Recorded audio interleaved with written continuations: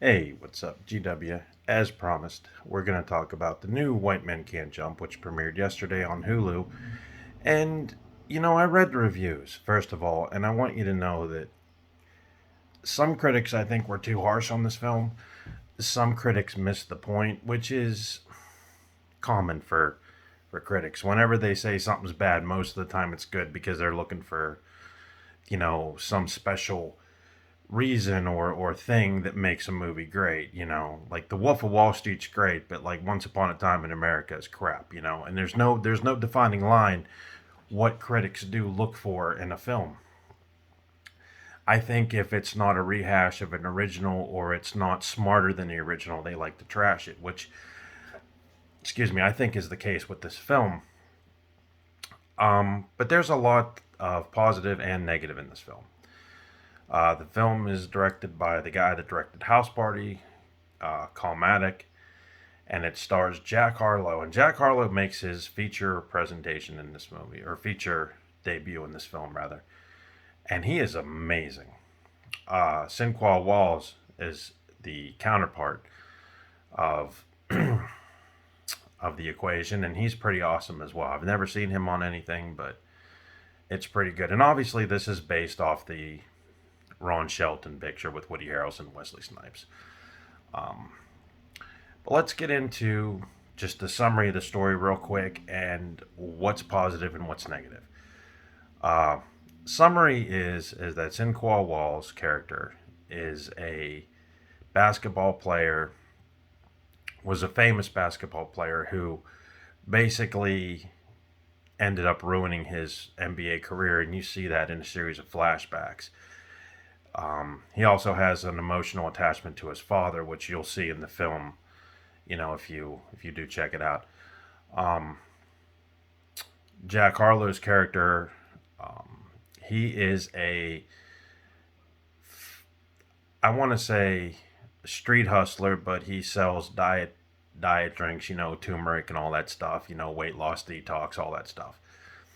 And he ends up, in order to get money, he ends up hustling basketball players, much like Woody Harrelson did, except without the diet drinks in the original Ron Shelton film.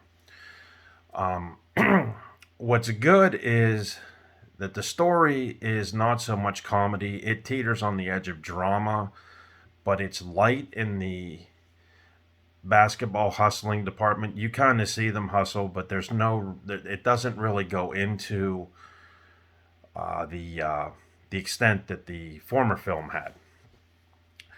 The basketball action, I think, is a little bit more realistic this time around. There's more to it. It flows better, when they're on the court. But games, since this is an hour and a half or hour and 40-minute movie, games are sliced very short.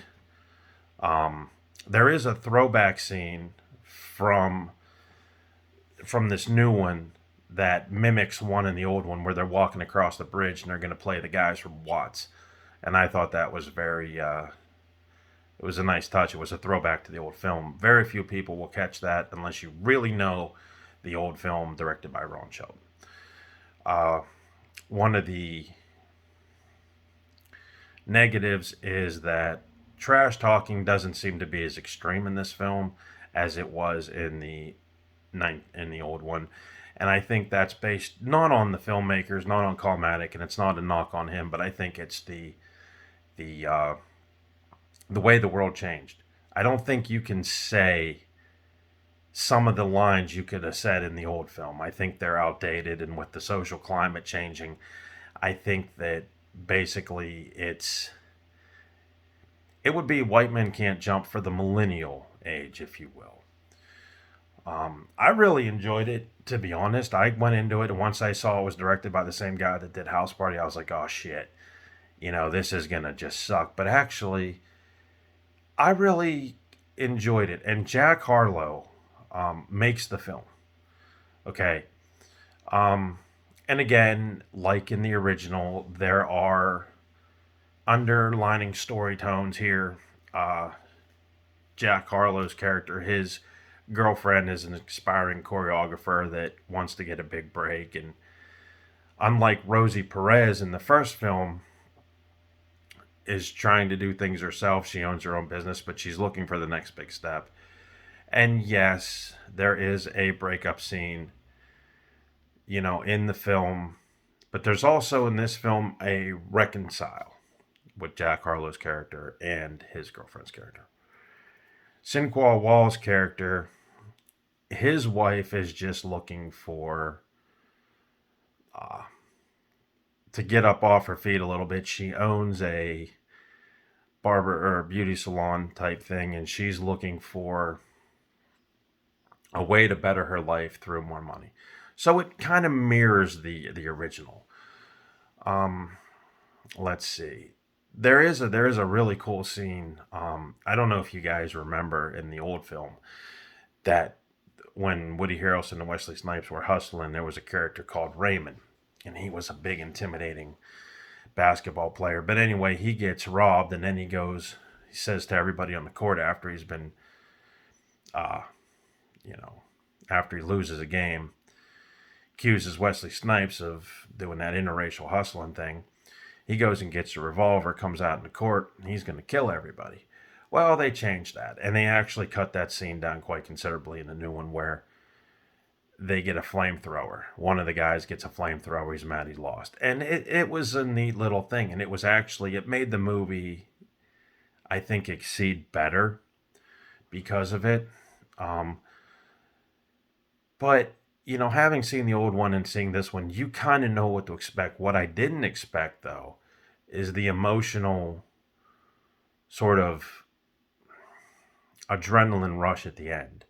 With Sinqua Wall's character, his father, he's trying to hold everything together.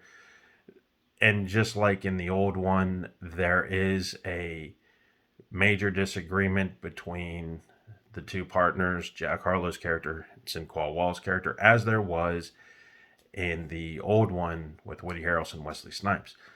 You do get to see that.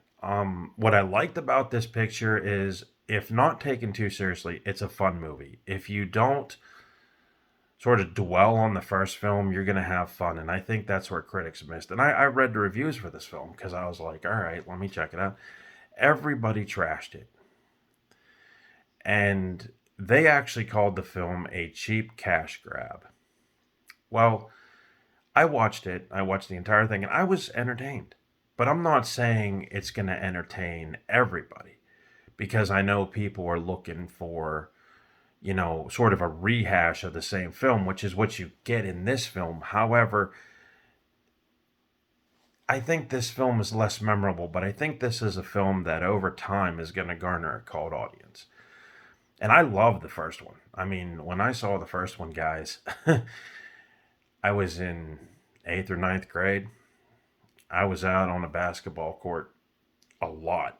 I used to have the tape, the White Men Can't Jump soundtrack.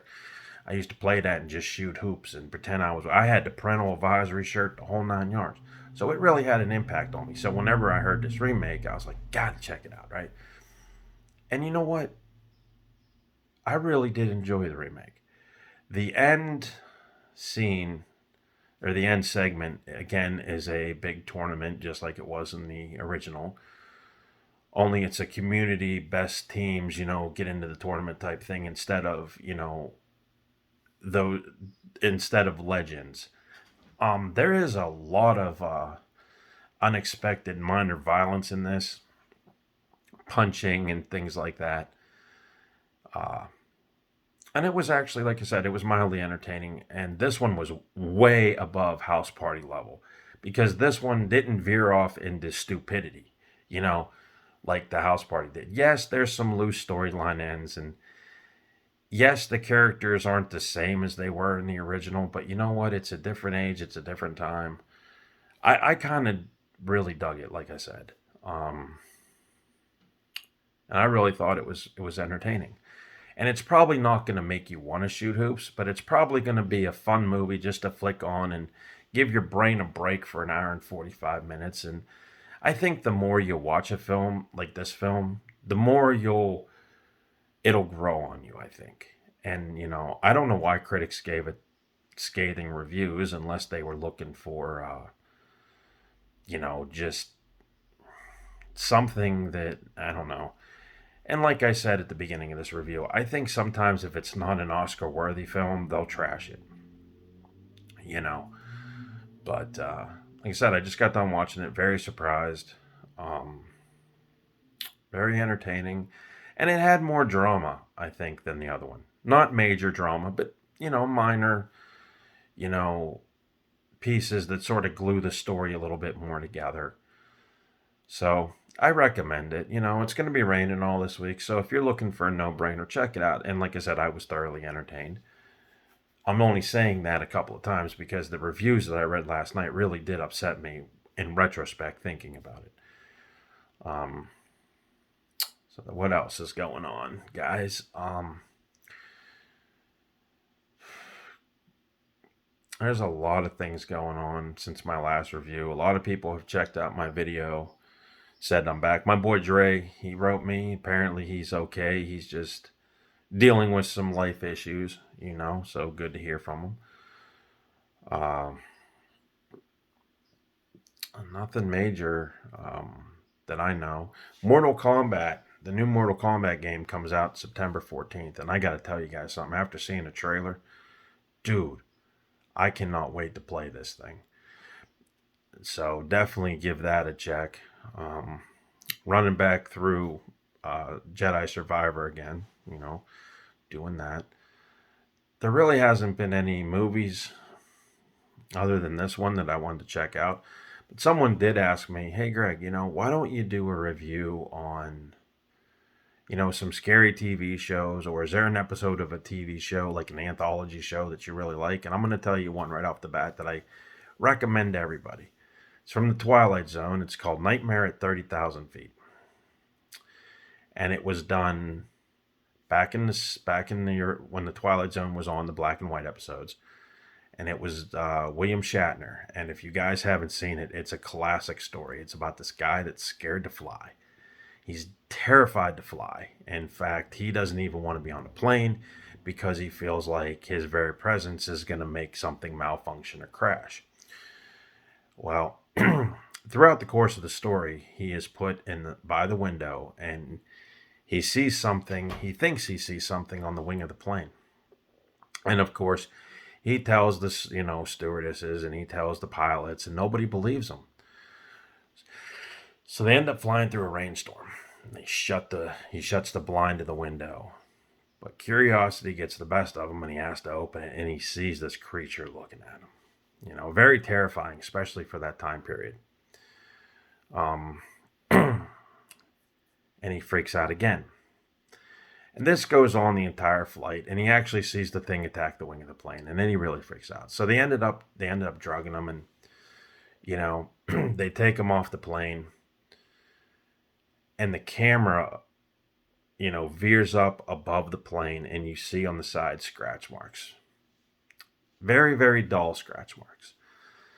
And that story was redone for Twilight Zone, the movie, and it starred John Lithgow. And John Lithgow portrayed this guy a lot better. He portrayed the fear. He portrayed the paranoia of flight. And it's a classic story. In fact, I think you can find that segment on YouTube. The John Lithgow one is the one I saw whenever I was 5 or 6. And I've got to tell you, this film, if you read about the history of this film, it was lucky to be released. There was a scene where a helicopter killed somebody, Vic Morrow, and it was a big deal. You guys can read about it. But the movie itself took three or four of the best ever Twilight Zone stories, and this being one of them. This was at the tail end of the movie. And that John Lithgow segment was terrifying for a number of reasons. One, when you're a kid, that stuff sticks with you. Two, the way it was shot, looking back on it, he absolutely took what Shatner did and exceeded it 10 times and made it real. So I recommend Nightmare at 30,000 Feet from the Twilight Zone. And if you guys have not ever saw this story, it is unique. It is terrifying. It is memorable, to say the least, and it's classic. So that's one of the things I recommend. And there'll be more later. I'll tell you guys all about stuff later. But that one in particular stands out as, on my top five. That's number one, I would think. And both versions, no matter which version you do watch, is going to have the same impact. But if you do watch the one with William Shatner, which is the original, the classic, it's probably not going to hold up in terms of fright today because everything is moved so much past, monsters looking in on the window. But there is a certain charm to the fear factor in this one. But Lithgow took it and just personified it. And the story with John Lithgow was amazing. And the funny thing is when you watch this, your brain kind of goes, you know what? Why hasn't there been a movie about some sky gremlin tearing up, planes and terrorizing the skies? And we've never had that. The closest thing I think we have to it is The Night Flyer with Stephen King. That movie's awesome, by the way. But you look at what they're making now in Hollywood, and you wonder like why they didn't take that short story and make it like, maybe a movie or part of a bigger anthology. But Nightmare at 30,000 Feet, I recommend it. And I want to give one big shout out to somebody who watched my video and commented. And I want to say what's up to Charlie, my man Charlie. Charlie was a pretty cool dude. He worked at the local record store around here. And I really enjoyed talking to him. He was my dude. When we went up there, I went up there to buy anything. And I didn't know what I wanted to buy. I'd say, hey, Charlie, what would you recommend? Everything that Charlie gave me or told me about, I bought. And I have never, ever been disappointed. And I've been trying to get with Charlie, and hang out, reconnect and all that kind of stuff, just to kick it. And I know he's got a very busy schedule. And Charlie's the kind of guy that probably would have a second profession in acting. Or we could have our own TV show. We played off each other that well. And I miss him, and I just want to say what's up. Charlie, give him a shout out, National Forum on YouTube. Yeah, I'm talking to you, Charlie, if you're listening. And another shout out to my man Aiden, working at the local store. I didn't give Aiden a shout out because I didn't even know about him till the other day, but I'm giving you a shout out, Aiden, so check it out. And I looked at my subscribers, man. I got like 50 some subscribers. I was like, whoa, that's crazy. So, at the end of this month for Xbox Game Pass, if you guys have it, it's going to be a multiplayer game. Check out Texas Chainsaw Massacre. It's done by Gun Media, the same guys that did Friday the 13th, and it should be good. From everything I've seen, it looks good. I can't wait to play it. I'm a huge fan of all those films, and I hope they incorporate a lot of stuff from the movie into there. But it's Gun Media, so they're going to do a hell of a good job. So anyway, check out White Man Can't Jump. It was far from the disappointment that I thought it would be, but again, it's not for everybody. If you're looking for a rehash of the original with the same kind of content, same loose storylines, you're going to be disappointed. It's a remake of the old film. And I really enjoyed it a lot more than House Party, because House Party, I think, missed the boat. I think Calmatic has actually done a lot better job with this one. And I want to say one thing about that film, too. The camera shots for the courts and the games and everything is phenomenal. I like the way the camera worked in this film. The other thing I like is that Jack Harlow's character is not a goofy idiot. He's actually a very smart street hustler. And he has moments of very bright comedic, performance, and he's going places. If he keeps making movies like this, or even better than this, or you get him in the right role, he could be the next Seth Rogen. You know what I mean? Very cool dude. I liked his presence in the movie. I thought his acting was great. Every line he delivered was on point. And it just seems like it's real, because some of his comments, and the interactions between him, the basketball players, whatever, just seems like natural. And that's one of the things I read in the review. Even though they trashed the film, they said Jack Harlow makes the film. And he does. And I really enjoyed him in that. So keep an eye on him because he's going to be a pretty big rising star. Sinqua Walls, too. You put him in the right movie, it's no telling where that boy could go. But that's my review. That's my shout outs. So maybe I'll check something out tomorrow and let you guys know. But I just wanted to say, what's up? Check these out. What's up to my man Charlie? What's up to my man Aiden? Dre? Glad you okay. So we're just going to end it like that because we got to go to breakfast. That's right. I'm taking my wife out to breakfast. So that's what we're going to do. All right, man. Catch you guys on the flip side.